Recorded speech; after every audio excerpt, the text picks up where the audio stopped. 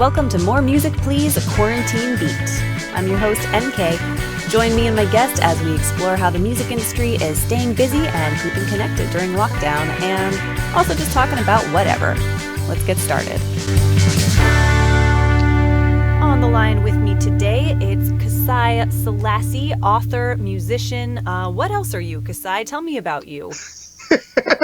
I'm a survivor. I am a non-basketball player. If you ever see me on the court and you want to lose in a game, pick this guy. I would also be a good choice if you're trying to intentionally lose the basketball game. I would be good for that. We could start the world's worst basketball team together. Right?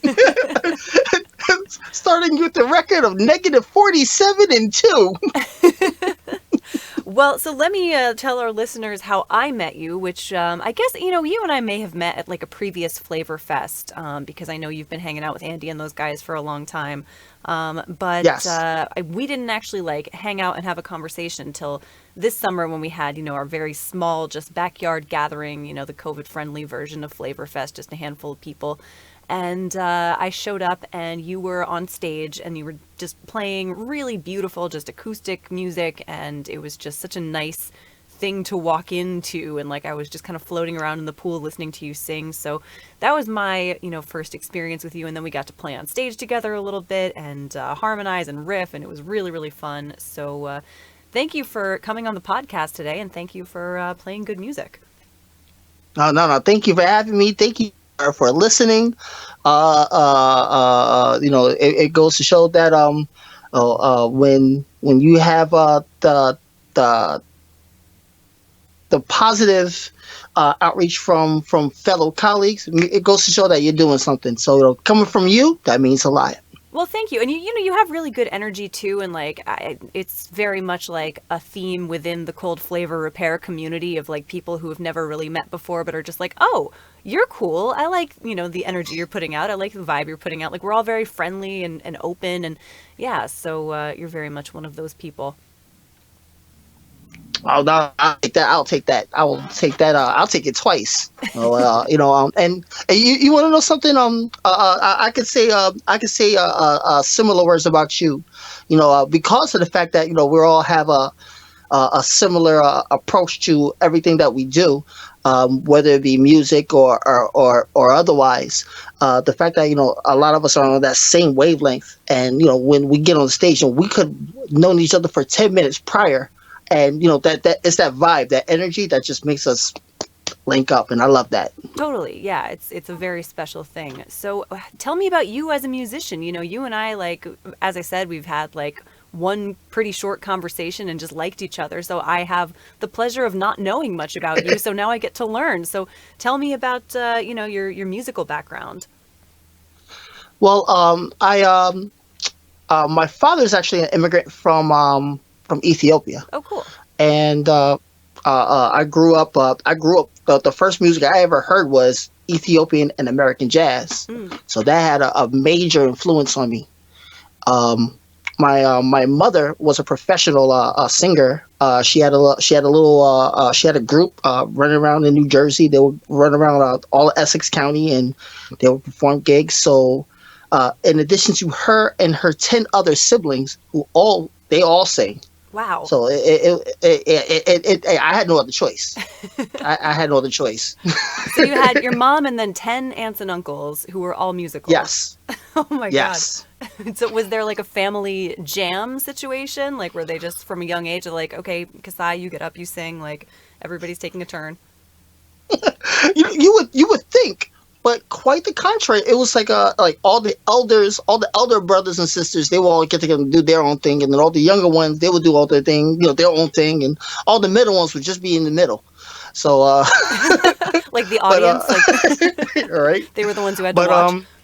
Oh yeah, no, and so when it was I was a lot of the attention and tutelage that I got actually came from my mom. She taught me how to harmonize. The moment I even looked like I had an inclination, she gave me the guitar. The guitar was not my idea. It was not my idea to play guitar. I have to take and give all of the credit to her. And I'll tell you a quick story of how that began. I was 10, and for Christmas she gave me my first guitar. It was an electric guitar, a little Strat copy, Wow. and she gave that to me. She gave me a book. She said, "Learn that." I looked at her. I was like, oh, "Okay." So I stayed strong with it for about 10, maybe 11 minutes, and I gave it right back. I said, "Yeah, I don't think this is for me." She goes, "Well, why not?" And I show her my fingers, and they're like covered in blisters and calluses. I say, "Yeah, no, I'm good." She said, "Boy, if you don't get back in there." So I went in the back and played Nintendo. So that was that. But you know, obviously I came back to it, stuck with it, and I started writing. I started writing and composing at about 13, and you know, everybody. You know, it's interesting how when you ask people, you know, "Well, what made you start writing music?" They tell you, they give you like these really beautiful answers, and well, my reason for starting to write music was to get girls. I'm not even gonna lie. I think that's I was a probably funny looking kid. I was a funny looking kid. Okay, I'm just gonna tell you right out. I was like, like 4.5 feet tall, 13 years old. Biggest thing on me were my eyeballs and my knees. So I was like, let me come from left field, and so that's how I just managed to stick with it. Managed to meet a whole bunch of, like, again, bunch of cool people came in my life, and helped me hone what I do, and brought me here. yeah. I met Andy. Let me tell you something. I met Andy. Tell me Met your Andy Andy and story. Yeah. oh man, Andy's such a cool cat, man. Let me tell you something. That guy is he's him and all of CFR are really open-hearted people.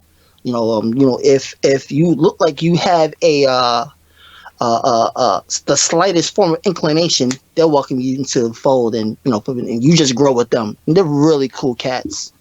And I met them through a mutual friend back in 2009, Hmm.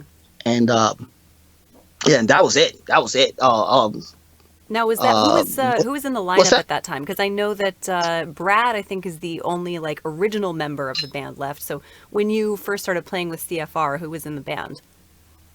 Yeah, when I was playing, it was including Andy. It was Brad, Stephen Camarillo, um, Rudy De La Rosa. Hmm.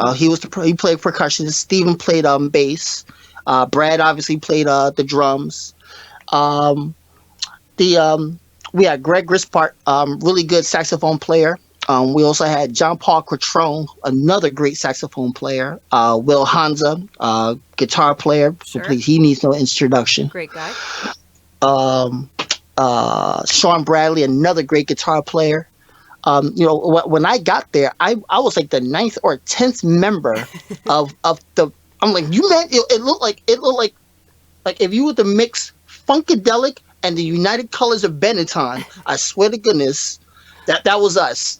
Like 13 different nationalities and colors all up on the stage playing the same music, and I loved it. That's amazing. Yeah, it's so true what you said. They're all such open-hearted guys, and they're so willing to let anybody in. I mean, I have a very similar CFR story of how I joined, where, I was in this other band in kind of the New Pulse music scene, and I had known, obviously Chris Macchia, and I knew Andy a little bit.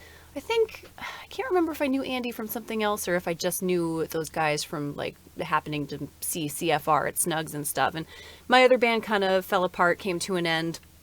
And they were like, I was like at a Flavor Fest, and it was supposed to be my band playing, and like 3 of the 4 other members didn't show up. So like we played this very silly little like fake set with like a couple of the CFR guys sitting in. And afterwards, Andy was like, "Why don't you just join CFR?"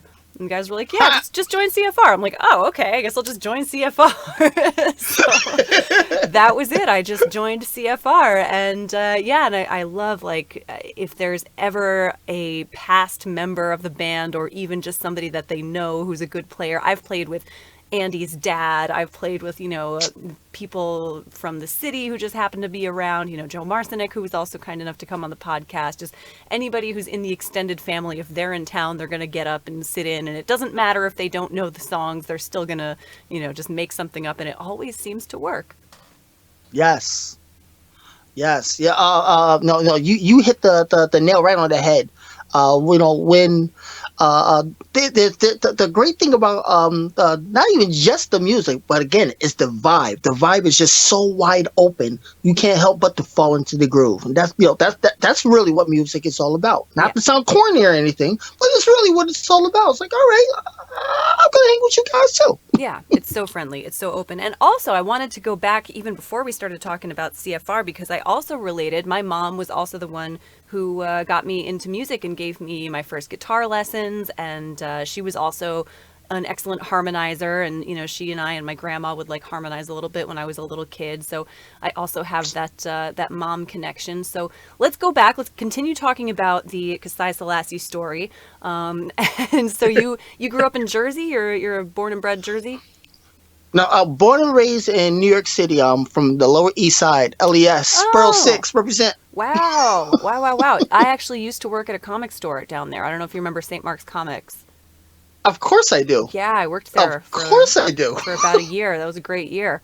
Yeah, sadly, no longer there as of last year, I think. But yeah, that was kind of my neighborhood for a while, for a very brief time. So what was it like, growing up down there? Because I know it's very different now from how it used to be.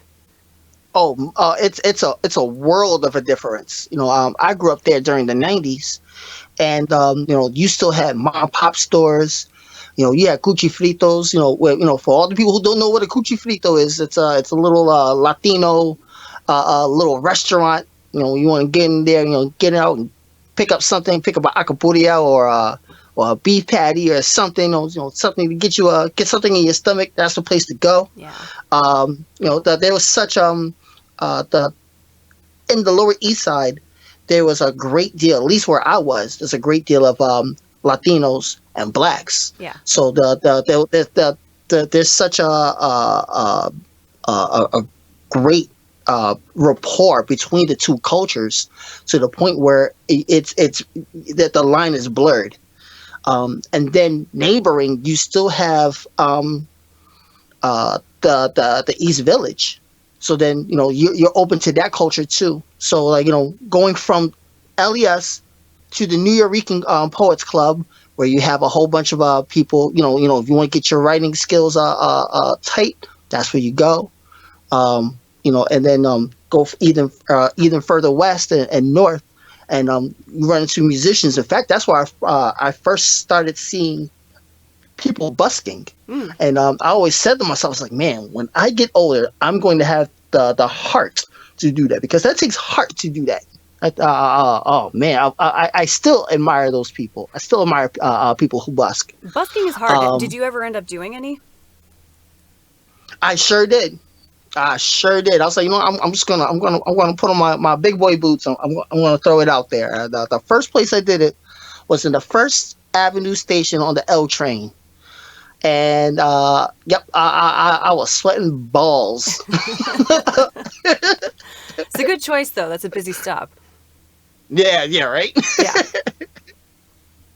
But and then again, on the other side of the tracks, you still had Chinatown. So like, I was really fortunate enough to be exposed to so many different cultures and different approaches. Not even just music, but just to life in general. And those experiences bleed into everything else you do, whether it be songwriting, broadening your perspective, whatever have you. It enriches you as a person, and I owe it to I really do owe it to that neighborhood. It made me into the person that I am today. Yeah, I'm sure. I mean, obviously I missed that era of New York City by the time I got there. And when I was there, it was probably like 2008, 2009, and 2008, I think, roughly. So it was already pretty badly gentrified and pretty expensive and pretty homogenized. And, I can't imagine how cool it must have been, and how, how many experiences you must have been able to be exposed to. Did you start playing in clubs around there when you were a teenager? You'd been writing songs since you were 13. Did you start to kind of connect with people in Manhattan, in the Lower East Side? I didn't when I started performing. I actually didn't start in LES. I started in Harlem. Okay. I was in a group where it was myself and two people who rap, and they also sang. Cool. And we had like a bootleg. I don't know if anybody. I'm about to date myself right now. I don't know if anybody remembers who Lucy Pearl is, but we were like, before Lucy Pearl was out, we were the bootleg versions of them. Okay. And that was actually my first gig. We performed at an office party. Oh, cool. I was still a senior. I was a senior by then. I was a senior in high school by then. And no, it was a very I was scared out of my mind. I'm gonna let you know. You hear all those people, yeah, I killed it. No, I did okay. But inside of me, there was this little kid screaming, "Oh my God, we go home!" Well, an No. office party is very intimidating. Like, that's a very weird, like, environment to have as your first gig, because I feel like everyone's paying such close attention. It's not like a club where you're like opening for the main act and you can kind of count on people being drunk and not caring that much, and you can kind of get away with it. But an office party, like, I feel like would be just people like standing around quietly watching you, and like that sounds terrifying to me. That's exactly what it was. It was all eyes on us, and it was terrifying. Let me say, you are clairvoyant. Let me tell you something. How do you even get that gig with a group like that? Was it someone's dad worked at the office or something? It was the female vocalist in the group. Mm-hmm. She was the one who actually got us the gig. I have no idea how she got it.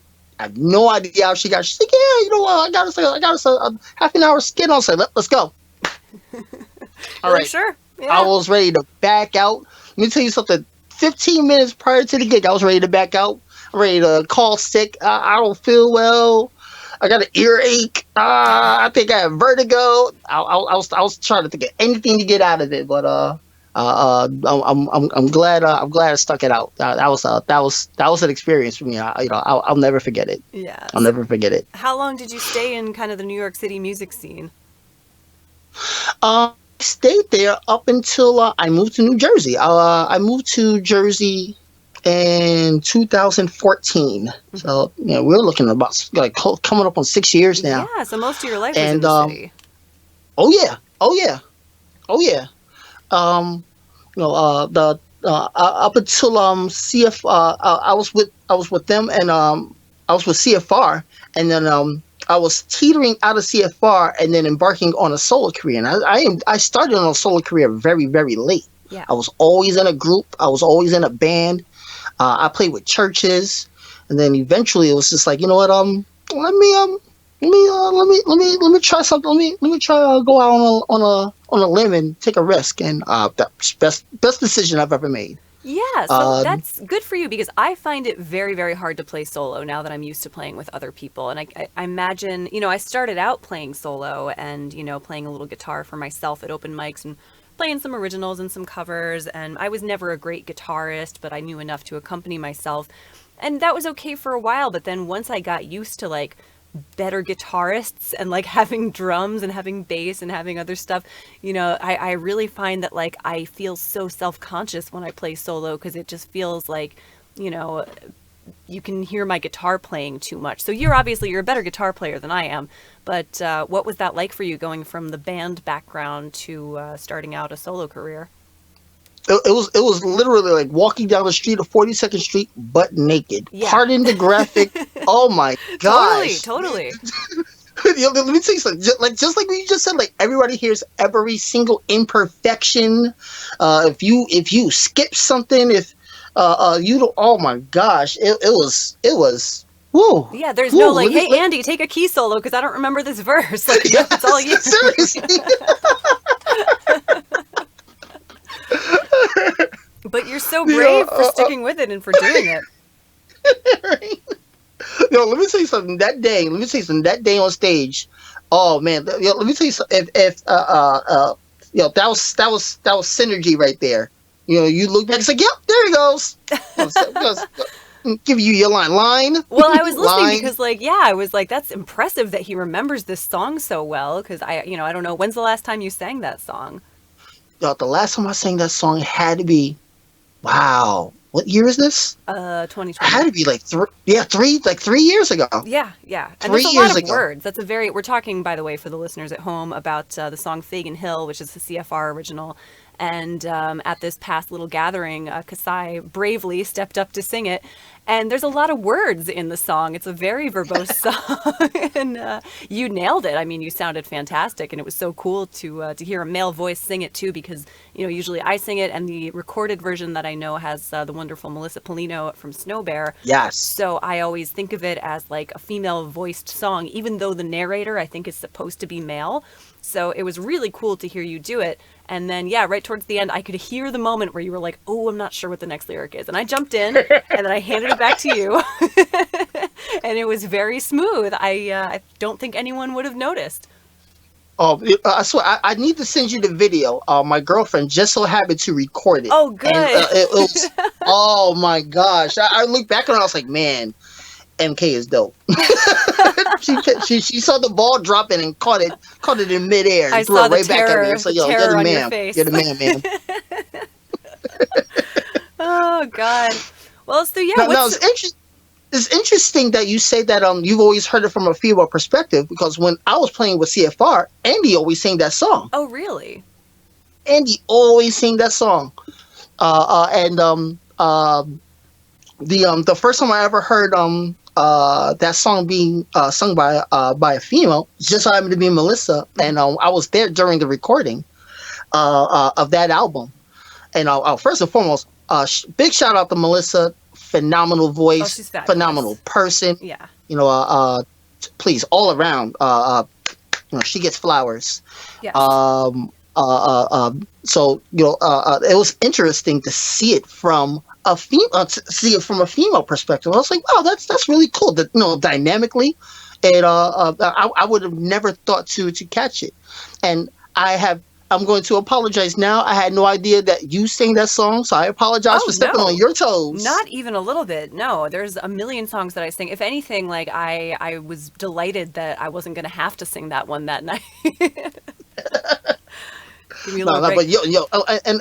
But before I forget, you have a phenomenal voice. Oh, thank you. All right. The fact that you, in addition to having a good voice, you have a really good tone. You have a very strong tone, and that you can compliment anybody that's on that stage. So please, again, you too, you deserve your flowers. You really do. Thank you so much. Yeah, I mean, I'm not Mariah Carey, I'm not Ariana Grande, but like I sing with a lot of enthusiasm. And I'm good for CFR, I think, because I can always improvise a harmony or jump in with like a little made up background part, and it usually works. So yeah, that is my strength, and I was really enjoying using it behind you on that song. Oh man, no, I can't wait for the next time. I really can't. Let me tell you something. Oh man, I had no idea that you were going to be there that day. So when I saw you come up, I was like, it's on, it's on. Yeah, twice. I wanna talk about songs from different perspectives, because it just popped into my head as you were talking about how you'd never heard that song sung by a girl until Melissa, and I hadn't heard it sung by a man until you. And I really personally enjoy singing songs that are meant for men, or hearing men sing songs that are meant for women without changing the pronouns. I just think it's so interesting. Like, I mean, I'm trying to think of an example that will resonate with everybody listening, and I'm kind of coming up short, but like, just, if there's like a love song written to a woman, I want to sing it about a woman. I don't want to change. I always hated, like, this was something that I think was done a lot, like in the golden era of Hollywood, where there would be like a standard torch song and they would change the pronouns, because heaven forbid somebody sing about someone of the same gender back then. And it didn't, sometimes Right. it would mess up a rhyme, or it would mess up kind of the meaning of the song. And I always just find it so much more interesting and cooler when someone has the balls to, like, even if the male singer is straight to like have the balls to sing about a man romantically or vice versa, you know? Hmm. It's interesting that you say that because um, I have a really high voice. So in addition to I grew up on Boyz II Men, I grew up on D'Angelo. I'm a big D'Angelo fan, and in addition to which, I also grew up singing Mariah Carey, Yeah. Karen White, Whitney Houston. Yeah. And although I have to admit, uh, as I never thought to change the pronouns because I'm a kid. Right. Those kind of things never really affected me. Only thing I heard was the music, the song, the content of the lyrics, not necessarily who the lyrics were aimed toward. And it never occurred to me to change pronouns as a kid. It never occurred to me, because again, you're not really focused on that. You focus on the feel and the intent of the song melodically. And you get that across. You did your job. And in addition to which, there are some guys that might be intimidated to even sing a song that's sung by a female, and it really does change your perspective on works mechanically.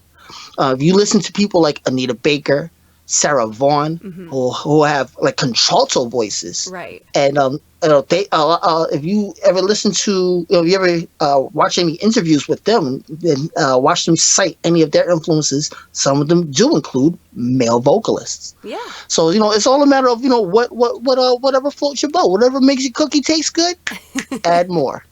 I love that expression. And yeah, it's very much a lot of it's to do with what's in your register, because I have a lower voice for a woman. And yeah, a lot of the time the stuff that suits me really well, like I love singing like Steely Dan and Hall & Oates with CFR because those songs are written in my register. Like we don't usually have to change the keys for those. Whereas like some of the stuff, we do Shaka Khan, Ain't Nobody, and like that one, I think we had to drop, a key or two for me because I just can't hit those notes the way she can. No. See, no, with Shaka Khan's a completely different animal. She's like the living embodiment of a trumpet. Yeah. So So all right. So no, don't even sell yourself short on that one. Yeah, no, I would never compare myself. That's just asking for disappointment. Please, girl, please. Yeah, so who are some of your favorite singers that like kind of influenced your style and some of your favorite artists for your original music? The very first influence I ever had was Nat King Cole. I was the only 4-year-old that knew 30% of his catalog other than his kids. I'm sure of it. Wow. I'm sure of it. I wanted to play piano like him. I wanted to do like that whole side thing that he does. When he's playing and singing, I wanted to do that. He was always dressed like to the nines. Yeah, he was very stylish. Oh man, and that still to this day. Yeah, He's on my Mount Rushmore. He's on my Mount Rushmore of musicians. Yeah, that's a really good to him. one. I'm sorry. No, I just said that's a really good one. And I was also into like, I don't know if it's necessarily the same era, but kind of that like torch song. Like I was big into like Frank Sinatra, Judy Garland, all of like the Cole Porter stuff, all of the Gershwin stuff. Like I got into that at a pretty young age, mostly because of my parents. So yeah, like a lot of that very classic style. See that? Yeah. So that same here. Like my dad, again, immigrant from Ethiopia. All he played was Elemayo Eshete, Mahmoud Ahmed, and Nat King Cole. Yeah. That's all he played. Wow. That's all. He was like a 3-trick pony. That was it. And what about your mom? So she was a musician herself. Did she have a wider array of influences? Oh yeah, she because of her, I listened to a lot of Jackie Wilson. I grew up with the Temptations, Fats Domino, Nancy Wilson. Like I didn't start listening to mainstream R&B until I got into like the 9th grade, because my mom had control over the radio, so I had no other choice. but again, it was those things that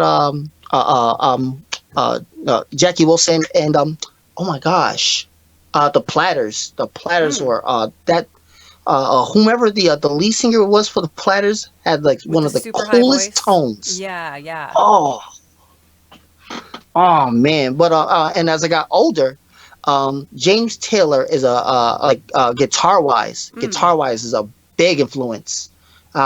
He plays it kind of like a inside out piano.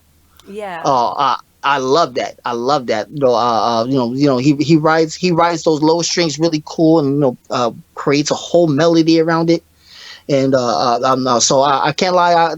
My style of guitar playing came from him. I won't. I can't take credit for it.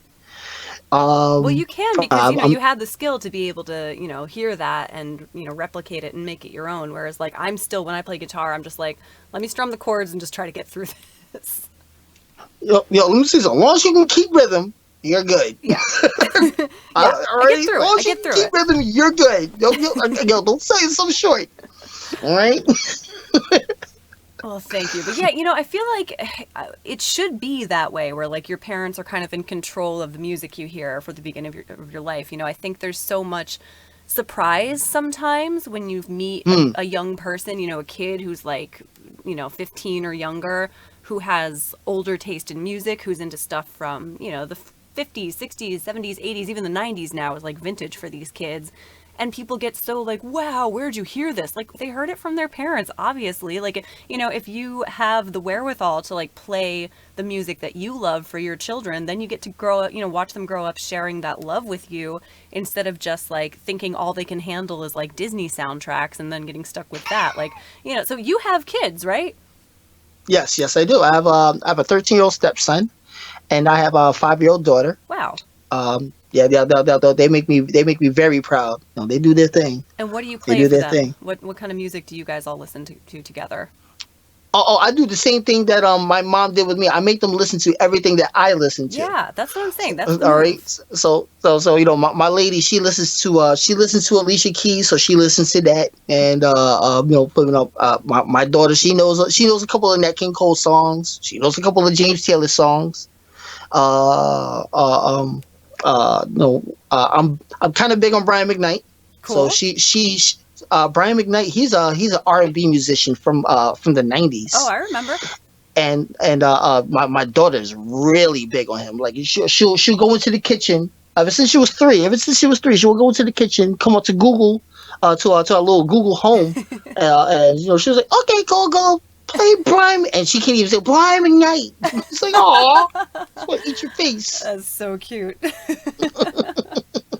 But yeah, that's awesome. And they're going to grow up with like cool, interesting taste, varied taste. And then, they'll get older, they'll get into their teens and they'll start discovering things for themselves. But you've given them, the foundation of like good, interesting music that someday, in 20 years when they're on podcasts, they'll be talking about those influences.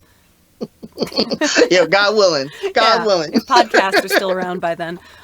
Yeah, so speaking of your kids, you've also written a children's book. Indeed, I have. That is so cool. Thank you, thank you, thank you, thank you. I wrote and illustrated and published a book. Uh, about a little over a month and a half ago. Just came out. Oh, wow, congratulations. I didn't realize it was Thank, recent. thank you. Well, then this is perfect. This is like, it's almost like we planned this, like a real like press thing. Yeah, right. But so tell me about it. What's it about and what was the inspiration? And yeah, what was it like writing a kid's book? Well, my daughter's 5 now. When I originally wrote the book, she was 4 months old, Mm. and I'm in my studio now, but my studio is right next to my bedroom, right where I wrote it, and she was still small enough for me to leave her in one spot, go get something from another room, come back, and she will be in the exact same spot. Right. Oh man, those are good days. Those Those days are those are good gone, I'm days. sure. Yeah. But you know how it is. You're a creative, so you can relate. When like when you get hit with that wave of inspiration, you just act on it. And yeah, I knocked it all out, and I let it sit. I let it sit. Again, this is like 5 years ago. I let it sit, and COVID came about. Mm. And I got laid off from my job, and I'm sitting on my thumbs, looking at my ceiling, and thinking to myself, I was like, I got nothing else to do. So I actually not only I rewrote the book. I had some time to revise and rewrite the book, and then knocked it out, and that was it. That was it. The book is actually based on my daughter. It's called Omi and Elli Go to the Park. And it's all about how I took her to the park one day, and this is just before I wrote the book, and I got nostalgic. I was thinking about my mom when she used to take me to the park, and how I was enthused about playing around and meeting people and getting dirty and all that fun stuff that you do when you're 4 or 5 years old. So I wrote it from that perspective, and it just so happened to be that when I wrote it, she's now at the same age when I was reminiscing. Yeah. So no, it was no, it was that was really fun. That was a really fun experience. That's really interesting. What So was you had the idea when she was still an infant, and then by the time, you had the time to kind of look at it again and revise it, she was at the perfect age for it. So, were there changes that you made, like now that you've seen her grow and like seen her personality emerge? um you know uh there is she's a very active kid. She'll do cartwheels all over the place. She'll fail at a flip, and she'll try to flip off of my chest, and That's she's a terrifying. little spitfire. And when I did all the internal first, and I did the cover dead last. Uh-huh. And the very first thing that came to my mind was my daughter doing her cartwheel. So that's exactly what's on the cover. That's her doing a little one-handed cartwheel. It's my little big girl. And you did the illustrations too. I did. I You're surely did. really good. I've seen, the cover, from being connected with you on social media, and it's really, really solid. I mean, it just looks like it looks like a team of professionals put it together. So to hear that you did everything is like, holy crap. Oh, so I'm too dark to blush. You got to stop it, MK. So what's it been like self-publishing? Was it hard? Because I don't even think I would know where to begin. Well, the hardest part was doing the research. Hmm. That was really the hardest part. It's like figuring out what to do. I've illustrated books for clients in the past, Hmm. but I've never done like the whole shebang on my own. Yeah. So that was the hardest part, just making sure that I did it and I did it correctly. And I'm still crossing my fingers on that one. I'm just waiting for something to fall in. But knock on plastic. Nothing's happened yet. Hmm. It's been pretty well received. I just sold out of my third shipment. Great. Yeah, I'm really fortunate. I'm really fortunate between my friends and my family, and then them putting out the word, and then new people are reading the book. People I don't know. So it's a blessing. It really is. It really is. Especially considering that this is something that came from my heart. Yeah. No, that's my big girl. I love her. I love her. Yeah, it's for Um, her, and uh, it's so sweet that you have this thing out in the world that like, everybody can enjoy, but is really personal to you and to your daughter. yeah. Ah, I'm not crying. I promise. Me neither.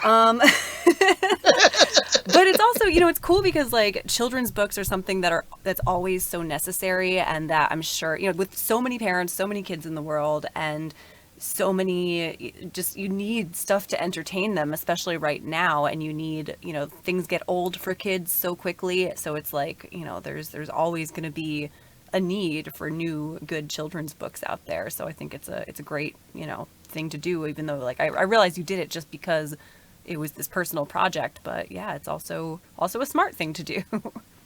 Oh yeah. And here in our house, we although we appreciate technology, we limit it. Yeah. We limit it a great deal because that's important. A lot of kids nowadays, they don't have hobbies. When we were growing up, it was completely. I'm going to sound like that old person now. I can't believe this.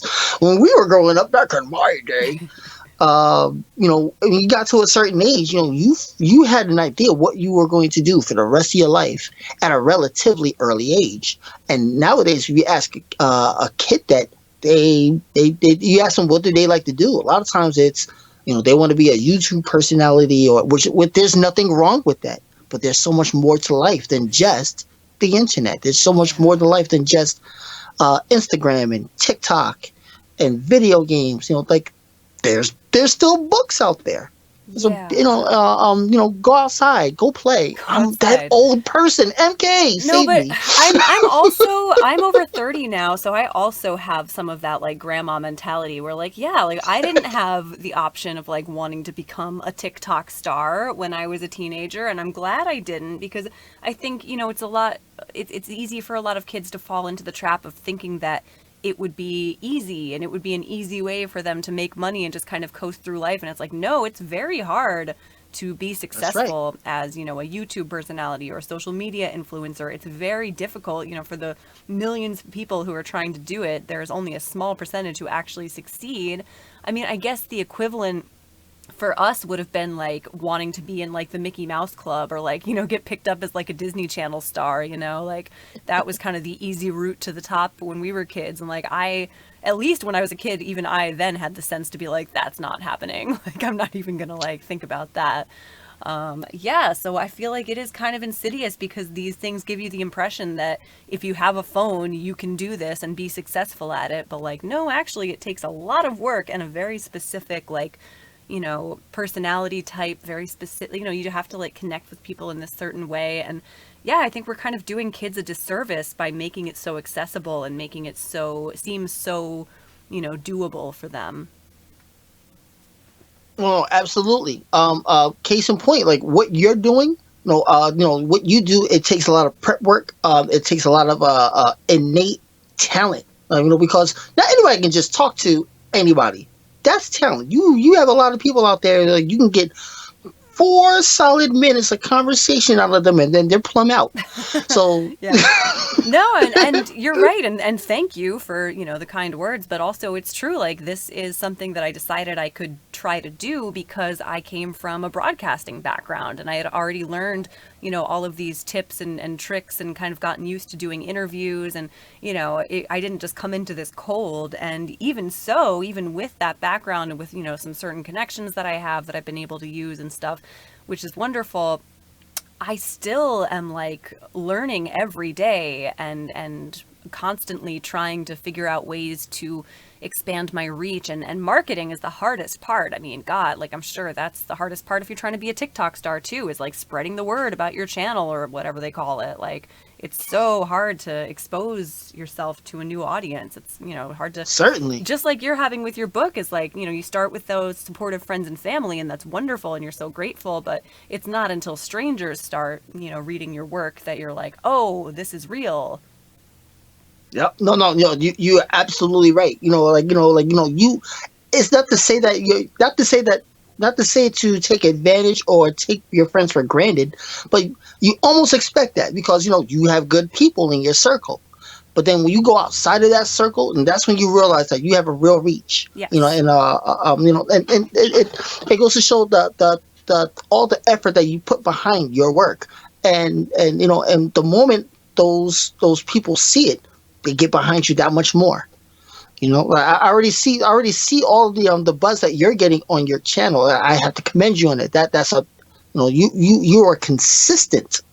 You are consistent, and I have to applaud you for that. I've been checking out your work. Thank you. So the fact that in addition to music, you do have that duality where you can come from a different perspective and show people like yes, I can sing. I can play. I'm a mean guitar player, despite what you just said earlier. But in addition to that, I have more. I have salt to my worth. And that you have to be commended for that. You really do, MK. Thank you. And yeah, I mean, it's like I said, marketing is the hardest part, reach is the hardest part, and it's the part that I obviously enjoy the least. Like if it was just as easy as having these nice fun conversations with the people I enjoy talking to and then putting it out and I'm done, then everybody would be doing this. But, the hard part, That's right. the hard part is, getting out there and finding like, okay, what's a weird little forum that might be interested in this episode that I can market it to, and, try to come up with the right wording that will make people want to click on it. And oh God, that stuff is so boring and takes so long and it's not fun at all, but it has to be done if you want to succeed. And that's what I'm, struggling with pushing myself to do right now every day. I'm doing it's funny you said that because I'm going through the exact same thing where I have to wake up and say, okay, I have to go push this. I have to go push this. And I have to come up with new ways, new angles. It's like, being an artist is one thing, but being a salesman is a completely different story. Being a marketing director is a completely different story. And, I'm slowly but surely seeing that. No, just like you just said, no good thing, nothing good comes easy. Absolutely. Nothing good comes easy. So can we share ideas? Like, what have you come up with? What are some ways that you've found to market your book and kind of expand your reach with it? I swear to gosh, I'm just flying by the seat of my pants. I'm fortunate enough to have people to send me pictures of them, like with the book. It's like, oh snap. That's awesome. Yeah. So, of course, I asked them permission. They agree, and I put them up, and I shout them out. Thanking them for the purchase, and my daughter's pediatrician picked up a copy, and that's where the idea came from. I was like, she had asked my daughter for an autograph. And she ate that up. Let me tell you something. That little girl ate that up. Oh my gosh! You can't tell her anything right now. But when I realized that, I was like, maybe there's a little more something to this. So that's what I've been doing for the meanwhile. In addition to, I've never really been big on Twitter, but I am now. Yeah. Oh. I never got into Twitter. It's not that I don't understand it. It's just that it seems so hard to get started. So did you have to start from scratch and build an account? Yes. No. I've had no. Let me not lie on myself. I've had my account since 2009, and I think I still have 13 followers. I think I'm up to 13 followers now. Yeah, but I have no idea. I still have no idea how it works. I'm just throwing everything at the wall until something sticks. But I have I'm fortunate enough to have friends who've been self-published, and they have their own comic books out, and so I'm kind of emulating to a degree what they're doing. They're doing great things with their projects. So I'd be a fool to not at the very least kind of mimic what they're doing. I have to give them credit. A friend of mine, a really good friend of mine, he has a web series, a little web comic that's been out for about 5 years now, and he's killing it. So I'm just swimming in his wake. Yeah. It's like a little. That's it. That's the best thing you can do is look at people who are doing stuff similar to you and having success with it and trying to follow some of those same steps. And there's no harm in asking either. I've certainly, I've asked people for advice, people who have podcasts. Hey, what are you doing? What format are you using? What programs are you using? What, how are you? Just all the boring, how the sausage is made stuff about podcasts. I've leaned on, my friends who have them very, very hard for learning that stuff. And they've all been very generous with helping me learn it. But there's absolutely nothing wrong with just seeing what's working for other people and trying to emulate it. No, certainly. Just with how we're doing it, I'm sure they did the exact same thing. No one's a self-made person. You had to ask somebody, you had to emulate somebody else. We as singers, we know that. We in order for us to be the singers that we are, we had to emulate a singer that we liked. Yeah. So it's only natural. It's only natural. It's going to be to the point where people are going to be doing the exact same thing to us. I hope Somebody's so. going to be coming up underneath us, coming behind us rather. I shouldn't even say underneath, coming behind us, and looking at what we do, and just swimming in our wake. That's it's just the nature of the beast. That's Yeah. all it is. I hope so. I mean, if I can, inspire somebody else to say, "Hey, maybe I could be successful with a podcast," then cool. I've done something good for the world. So what's next? Would you consider writing, sometimes kids' books turn into series. Would you consider, keeping this going, or what are kind of your goals with this? Like, do you consider yourself an author now? Is this you? No. I'm definitely going to ride this wave. I already started writing the next century. Awesome. Yeah, it's I wanted to capture the fire and that momentum that I got off of this. I Yeah. wanted to carry it. I wanted to parlay it into the next product. Into the next project. And so that's what I've been doing now. I've been doing some the writing's almost done. I'm doing some character designs. I might approach it with a different artistic style. I'm still debating on it, but that's where I'm at right now. That's so And cool. meanwhile, my just pushing this out, and making sure that my daughter is a part of it, like physically, she's a part of it. Like whenever I do my runs, whenever I go meet people, or we do whatever we're doing with the book, I make certain that I bring her with me. It's important that, at least to me, it's important to me that she gets that, so this way she has an idea of what it is to go on your own steam, to take something from concept to reality, to follow something through, because kids need that, they really do. Yeah. That's genius. And I'm sure she's absorbing all of it, even if it sometimes seems like she's just kind of like coloring in the corner. Like, like years later, she's going to remember going around with you and the experience of like putting this book out into the world that was inspired by her. And, people are asking for her autograph. Like, that's so cool for her.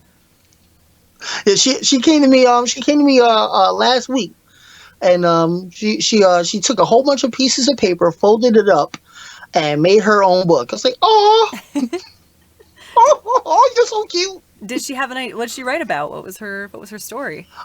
Oh, it was totally in pictorial form. Totally, it was total picture book. It's like, all right, you go, girl. Good for Get it. her. Oh, that's awesome. So you're an illustrator too. What's your background? We're running a little bit out of time, but I'm very curious. What your background in illustration is too. Do you have like, kind of an influence for that? Oh yeah, I actually went to school for a fine art and illustration. Oh, awesome. I started out doing I wanted to be a comic book artist, and then once I got into college, it broadened my perspective on just the whole field of art.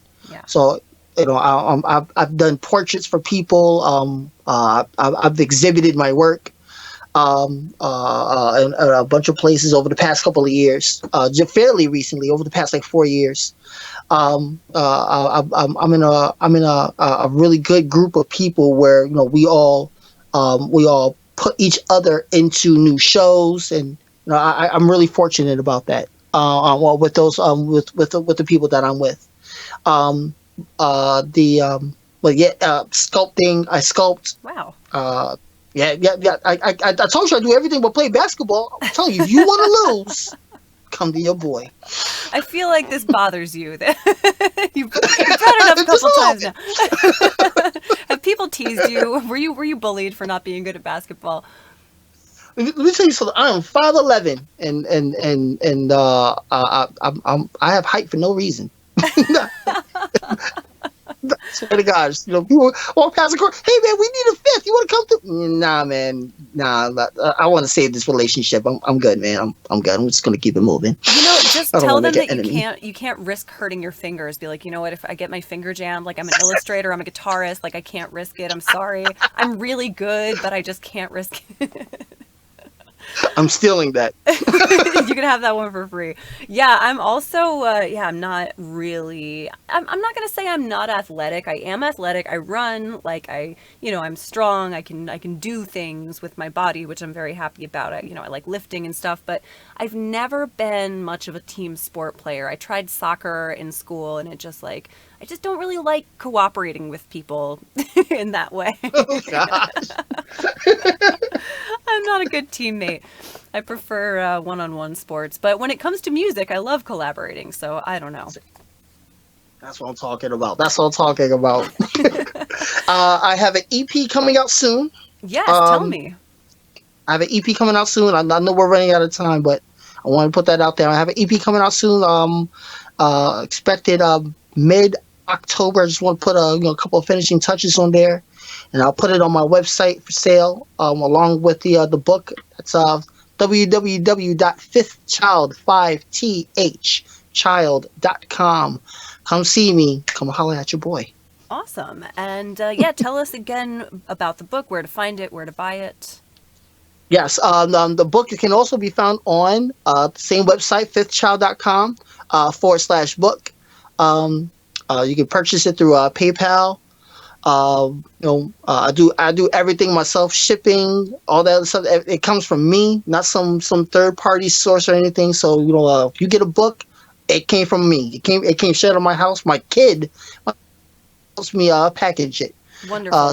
No Amazon. Fuck Oh Amazon. yeah, no. Let me tell you something, please. You're not gonna be staying in my house and live rent free and not work. Oh no, we don't do that. Even at 5, do your part.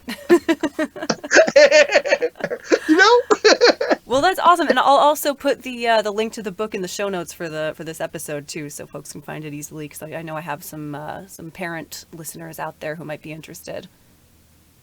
Oh, that'd be great. That is dope. Oh my gosh. I'm so happy to have met you again. Yeah, likewise. I know. This was really, really fun. I always find I have not had a single episode yet that did not fly by. I try to cap them at roughly an hour, and it's always like, oh my God, we're already almost there. So, once again, this hour flew. This was so fun, and I would love if you would come back sometime. Maybe a few months down the line, we can check in and see how things are going. Please, please, whenever you're ready, I'm waiting with open arms. Awesome. Kassaye Selassie, thefifthchild.com. That's with the numeral 5, right? Yes. Excellent. And we will put the book link in the show notes, and I will talk to you next time. This was so much fun. Thank you. Thank you, MK. Always a pleasure.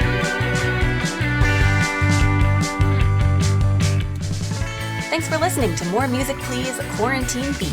Follow the show on Instagram at moremusic.podcast and check out the website moremusicpodcast.com for new episodes. Questions or comments, email moremusic.podcast@gmail.com. Thanks to DJ Scully, Michael Cadnar, and James Stewart for the catchy theme song you're hearing now. I'm MK Burnell. Talk to you next time.